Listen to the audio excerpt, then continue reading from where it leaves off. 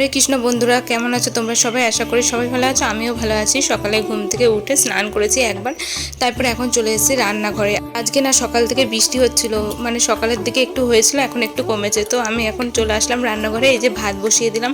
আর আজকে কি হবে চলো তোমাদের দেখিয়ে দিই। এই যে বাজার থেকে এনেছে পার্সে মাছ, আর এখানে আছে লোটে মাছ। লোটে মাছ তো খেতে আমার খুবই ভালো লাগে। আর এই দেখো বেগুন ভাজা হবে বলে বেগুন কেটে নিয়েছি, আর বিট গাজর আলু এখানে কেটে নিয়েছি আমি, এটাও ভাজা হবে।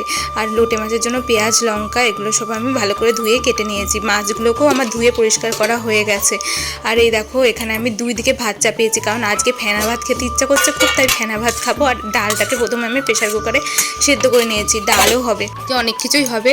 আর এই যে বেগুনটাকে লবণ হলুদ মাখিয়ে রেখেছি। তো পার্শে মাছ তো খেতে ভালো লাগে, কিন্তু এই মাছের আঁশ ছাড়াতে খুব কষ্ট হয়, মানে এতটা শক্ত, নখ ব্যথা হয়ে যায় ছাড়াতে ছাড়াতে।